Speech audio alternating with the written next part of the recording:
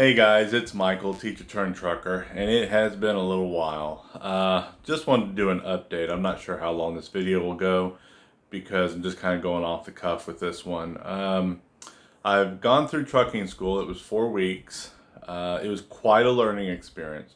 There's essentially two elements to it. You have the academic side where you have to learn information. Um, with my background, that side was easier for me.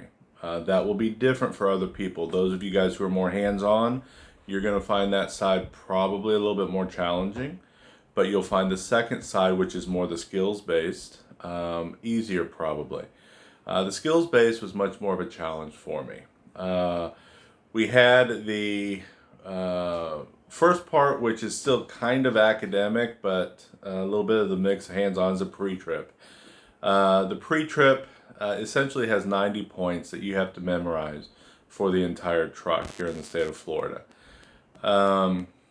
It was very daunting when I came into the class, into school, and watching all the videos. However, once I was able to lay eyes on with a specific truck and identify the parts, the pre-trip became extremely easy. And the reason is I'm going to recommend learn the parts, and then if it's metal, learn the terminology. If it's a rubber hose, learn the terminology. If it's a belt, learn the terminology.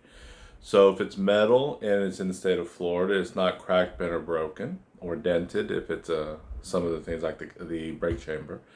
If it's the hose, you're looking to see that's not no abrasions, bulges, cuts, or frays. And if it's a belt, or a hose like an air hose or whatnot, you're also looking for any leaks. Brake lines, you're looking for leaks. Just add that in there because there's a couple of the elements like the anything containing air or brake fluid or whatnot that they're wanting to make sure it's not leaking. Okay, so I just kind of added that. And then if it's a belt, there's no cuts, tears, frays, worn fibers. Some of those, two or three of those you want to use. And then you're also looking at there's no more than 3/4 of an inch deflection. So when you push on it, so that's the terminology you'd use. When it comes to inspecting the key components in the under the hood, you're looking at a few different systems, but we'll start with the alternator, the air compressor, the water pump, and the power steering pump. You have those four. You're going to be looking, you need to make sure you know if it's belt driven or gear driven and tell the inspector. So if I'm inspecting my alternator, I'm going to say this one is a belt driven, properly mounted, secured. That's how the terminology you want to use. PMS, found that somewhere. A classmate at school came across it. PMS, properly mounted, secured. So we use that one. So I'm not going to go through the whole pre-trip in my brain, even though I could just about do so, because I'm a visual person. I'm picturing it as I go. The next thing you're going to know is with the pre-trip is you have 4 forms.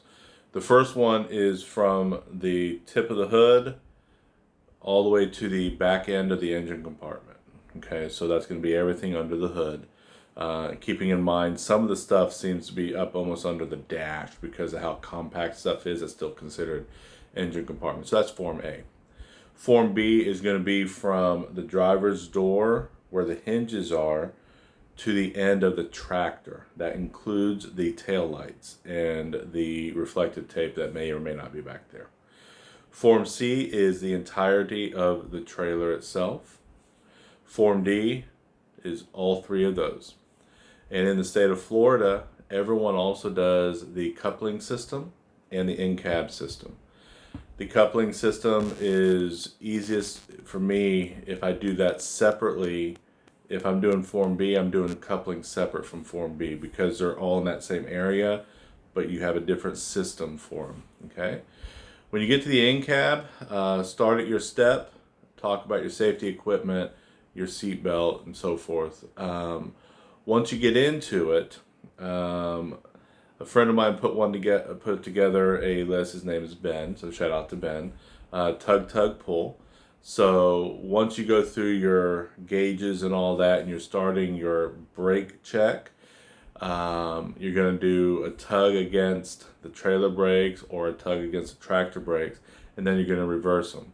So you should have the yellow in and the red out for one, yellow out, red in for the other, and then you're going to have both of them in, and you're going to lightly hold the steering wheel to the sides, and you're going to gently accelerate to at least 5 miles per hour. Make sure you verbalize that.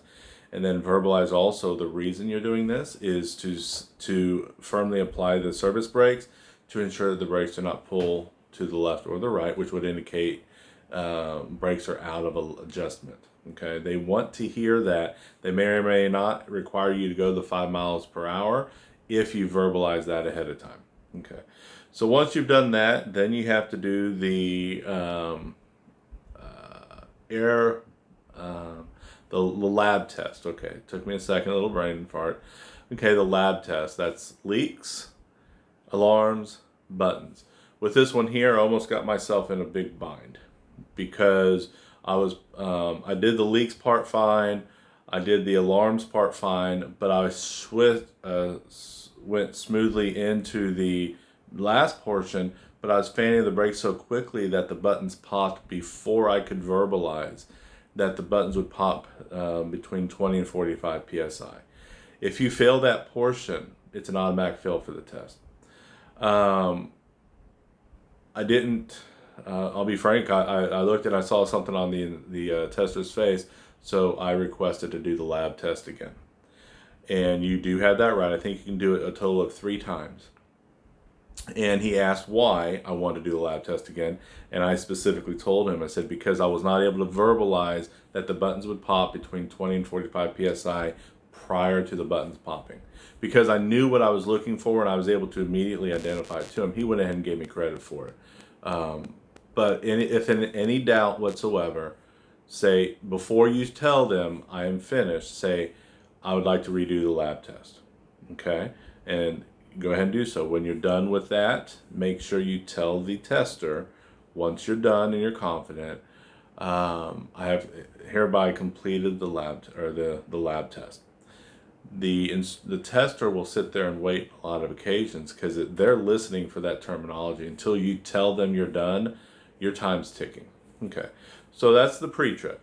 I ended up doing Form C, which for me was the part that I practiced the least. I was so worried about the under the hood because I'm not really mechanical.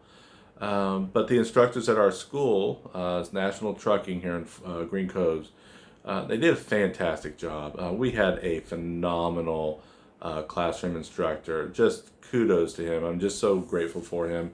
His name is John, and he gave us a means of passing which really minimized the stress.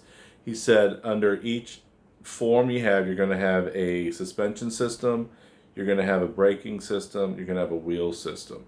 So you memorize those 3 systems. You also memorize your coupling system and your end cap. If you do all of those, you've almost passed the entire test just with that, based on the points, as long as you don't miss anything. And then you just need to bring in some of the other points like the reflectors or stuff like that. So the pre-trip, with the way they presented it, the way they taught us, became very simple, and it was very much made easier by having a small group of guys in a team that we worked well together. We helped each other out. We'd check each other. We'd listen. I had a great time with it. Developed some relationships. Hopefully will last a long time. So that's pre-trip. The next one is into much more hands-on skills test, and this is where my struggles really started to come out. You had the straight line backing. When you're backing that trailer, it's exact opposite of everything you expect. And we had a little bit of a hiccup. We had our classroom instructor who told us, day one, get out there and just turn the wheel, see what the truck does. But we also, when we got to the backing pad where we did all this, we had a new instructor whose intentions, I believe, were very much innocent. He wanted to help us. but he micro corrected every mistake we made starting day 0 or day 1 on the backing pad. And this is the exact opposite of what you need when you're starting to learn. We also had another instructor back there who was more or less in charge, and he would show it. He'd give us the opportunity to just practice and do it. And he was there if we had a question. He'd kind of guide us through. Day 1 was an absolute total disaster for everyone on my team. Okay, so when you finish day 1 of backing, if you're not used to backing trailers, and you go home at the end of the day, it's very likely you're going to feel dejected and completely out of sorts. It was about my lowest day in all of schooling. Day 2, however, came in and it started clicking for each of us. Did we master it? No. But day 2 was such a significant improvement over day 1. It's like, okay, starting to get our feet under us. We can do this. So you're going to do the straight line backing. I think it's about 100 feet you have to back. You have to get the front of your tractor bumper behind the last cone. And you have to do so without running your tractor or trailer, any of it, over a line or over a cone. Even if the trailer or something is hanging over a line and not actually touching it, on the test it would be considered a point or two. Okay, so you want to be aware of that. Straight line backing continues to give me a little bit of trouble. Some of that's because the pad where we're backing, this is one of my few problems with National, is the backing pad, I think, is lime rock or whatever, and there's so many holes. It's not asphalt, and I understand because of all the turning and everything, people learning it tear up asphalt quickly, but the pad itself is just awful for learning to back, because every time you'd hit a hole, you think you're starting to figure out what the trailer and tractor together will do.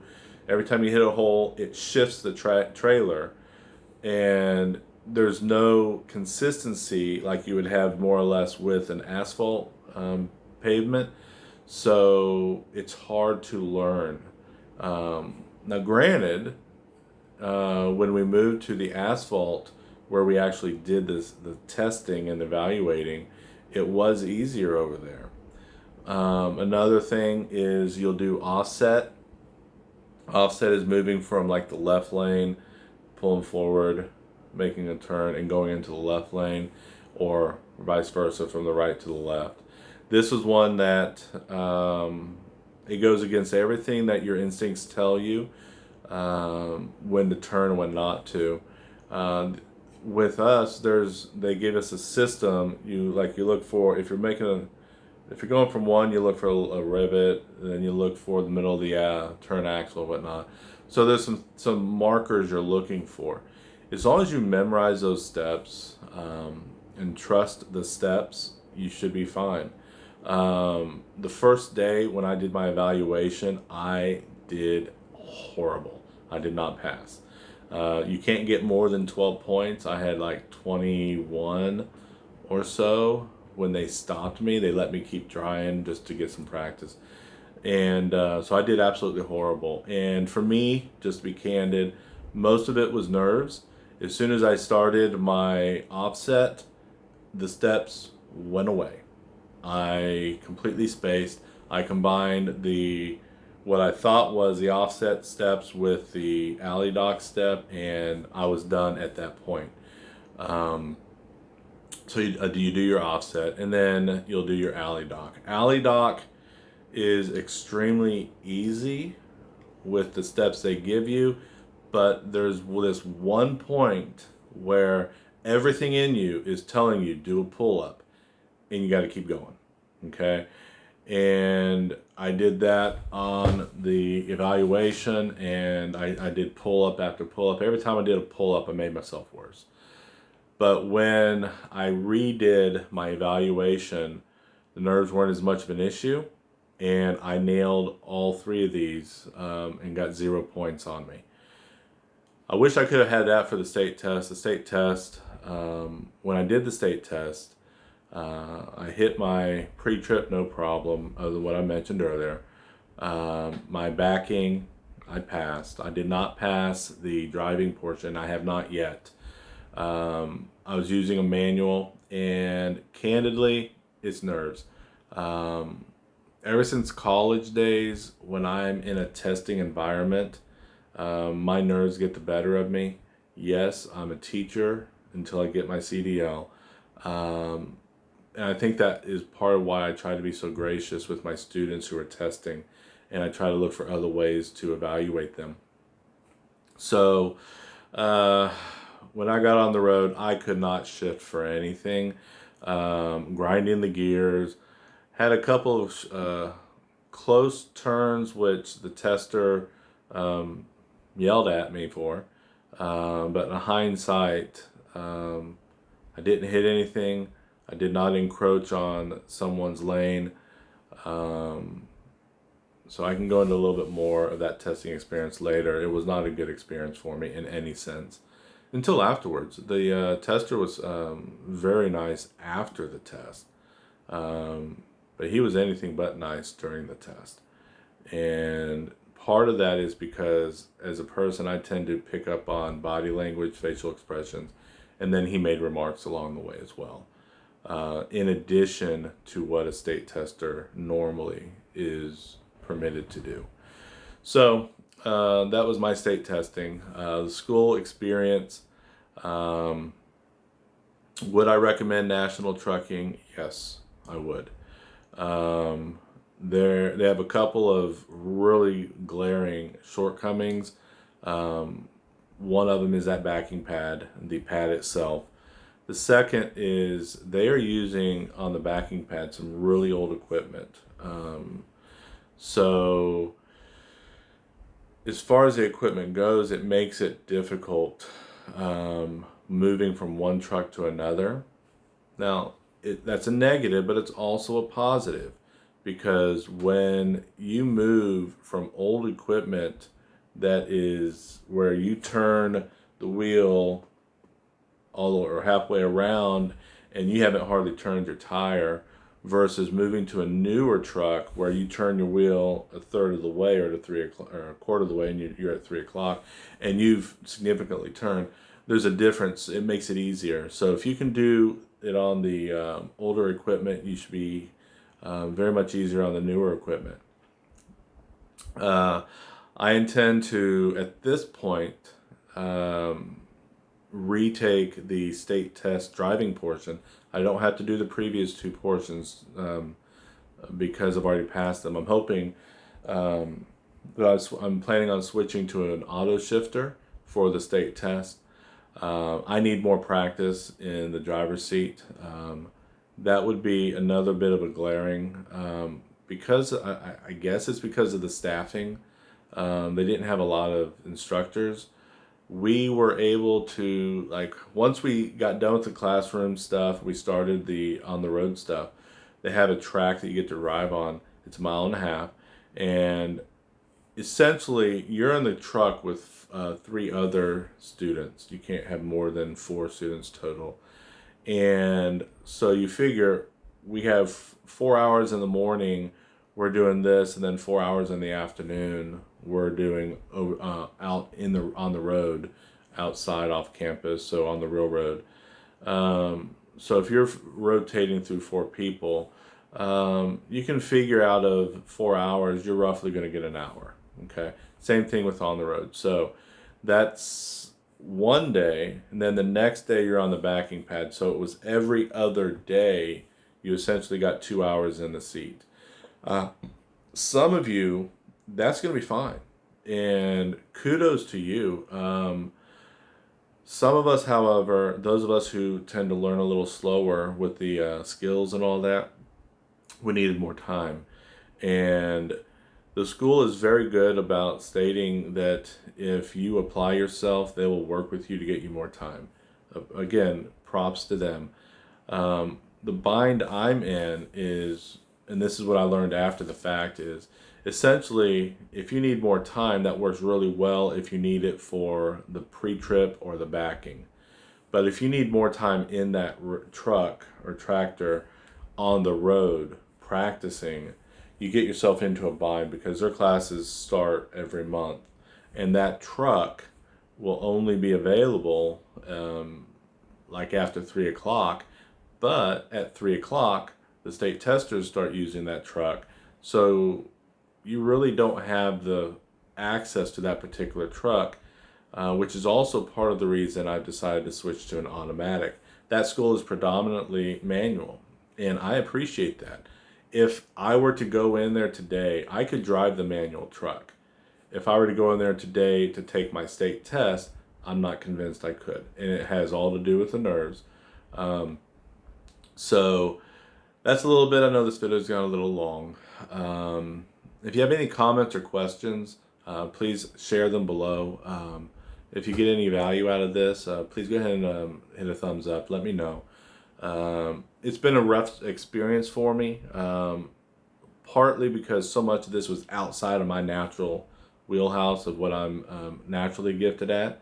But that's okay, because as I found in the trucking school, you're going to find some of it that's easier for you probably, and you're going to find some of it that's more difficult.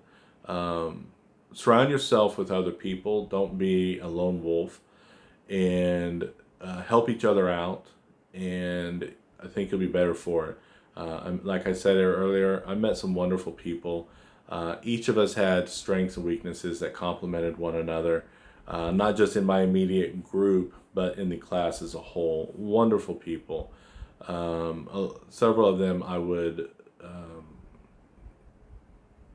see, want and interact with long term. So again, this is Michael, teacher turned trucker, and I'll talk to you guys later.